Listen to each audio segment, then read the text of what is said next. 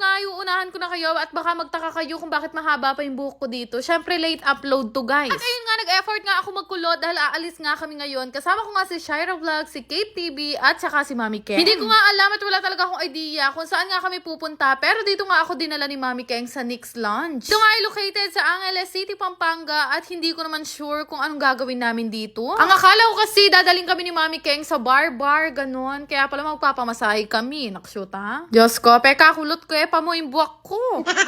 At yun nga, nagstay lang kami dito at naghintay pa nga kami ng mga 1 hour dahil madami nga silang client or customer ngayon. At maya-maya nga, nandito na nga kami sa loob. Shit, Mami Keng, wag mong sabihin paliliguan ako dito. Nagkulot ako ng 1 oras. Pero wala naman na akong no choice dahil nandito na nga kami. Kaya naman kailangan ko na nga hubarin itong mga accessories na suot ko. Actually guys, na-touch nga ako kay Mami Keng dahil inaya niya ako. Dito kasing mga nakaraan, kung ano-ano nga yung mga sineshared ko sa FB ko. Ewan ko ba, kahit i-stalk nyo ka ako ngayon, wala naman akong problema sa buhay, pero para akong broken araw-araw. Nakshoot, ha? Charis lang, nagmekos-mekos na kasi ang mga niisip ko sa life, kagaya nga ng business, friends, at sumabay pa nga si Bebo kung kailan niya ako papakasalan. Kaya good timing din talaga yung pag-aya sa akin ni Maming Keng at dito niya nga ako dinala sa massage na yan sa buhok. Ang iniisip ko nga nung mga time na to, habang kinakapakapa nga ni ate at sinasalat nga niya yung bumbunat ko, paano kung may makita siyang QMAD sa akin? Ay! Grabe, sobrang matagal ko nang gustong gawin tong Japanese heads pa na to dahil feeling ko makakatulong to para mawala yung stress ko sa buhay. Kung makapagsalita ako, akala mo naman talaga stress ako. Grabe, sobrang sarap nga nito sa pakiramdam at ayaw ko na nga matapos. Pero syempre, hindi naman pwede yun. Baka naman mamutla na ako sa sobrang tagal ko nakababad dito. At habang minamassage nga ako dyan ni ate, sabi ko nga parang gusto ko rin magkaroon ng ganitong business. At huwag kayong mag-alala, malapit na ako magkaroon ng ganito, pera na lang talaga ang kulang. After 1 hour, tapos na nga kaming maligo ni ate at ang problema nito, Diyos ko, paano ako lalabas, tumutulo ang buhok ko. Kaya naman pina-blow dry ko muna bago ako umalis at nagpaalam na nga kami sa kanila. Grabe, sobrang relaxing nung ginawa namin na yun at talaga naman nakakawala ng problema pero paglabas mo, babalik ulit. Charis! Dahil nandito na nga kami sa Angeles, Pampanga, nagkaya na nga kami dumiretso dito sa may Clark, Pampanga at dito na nga kami nagpunta sa may Jessie Chung X Maricoy na bagong bukas na clothing shop. Alam nyo guys, nahihiya nga akong pumunta dito sa atin ni Mami Macy dahil nung opening nga ng shop na to, hindi nga ako nakapunta. Ang sabi ko, kapag may time nga ako na pwedeng maisingit, pupuntahan ko talaga to.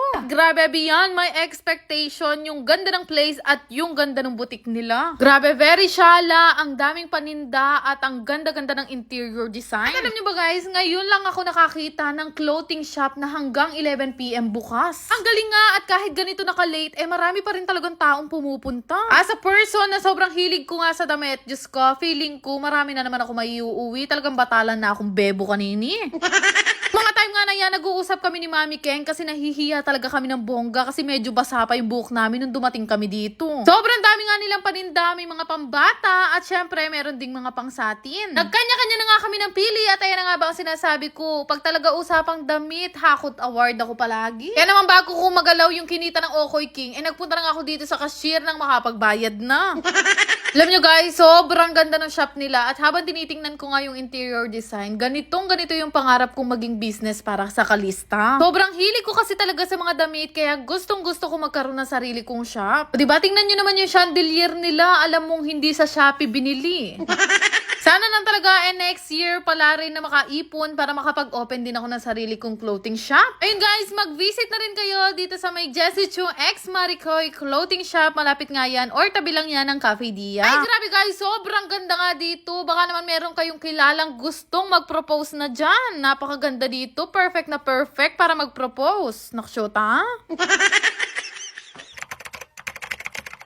Gusto ko lang i-share sa inyo ang bagong laro na pinaglilibangan ko. Ito nga pala yung Lucky Lion. Alala lang, ito ay mahigpit na pinagbabawal sa mga bata at ito ay libangan lang. Dahil marami nga ako napanalunan kahapon, marami din akong pamimigay na Gcash ngayon sa lahat ng mga magre-register. Register nga kayo gamit ang link na makikita nyo nga sa comment section. Madali lang naman mag-register dito. Ilagay nyo lang ang inyong mga phone number, mag-create ng password at ilagay ang referral ID. After nga nun ay meron na nga kayong account dito sa Lucky Lion at napakarami nyo nga pwedeng pag magbili ang laro dito. Pero syempre, bago ang lahat, kakailanganin nyo muna mag-cash in at tuturuan ko nga kayo kung paano. Click nyo nga lang yung plus sign na makikita nyo sa taas at 100 na nga ang minimum, 30,000 naman ang maximum. Kung medyo nahihirapan nga kayo, pwede nyo rin pindutin yung tutorial na makikita nyo nga sa baba. Meron nga ako isang madaling laro na nilalaro dito at feeling ko nga alam nyo yun dahil ito lang naman ang napakadaling toss coin. Pero kahit sino naman siguro alam kung paano ang mechanics nito dahil dalawa lang naman ang pagpipilian dito, ewan ko na lang talaga kung hindi ka pa manalo. Sobrang daling laruin nito kaya pati ako kapag ka naiinip, ginagawa ko talaga tong libangan. Di nga sa pag-withdraw napakadali lang gawin kaya kung ako sa inyo subukan nyo na rin tong laruin.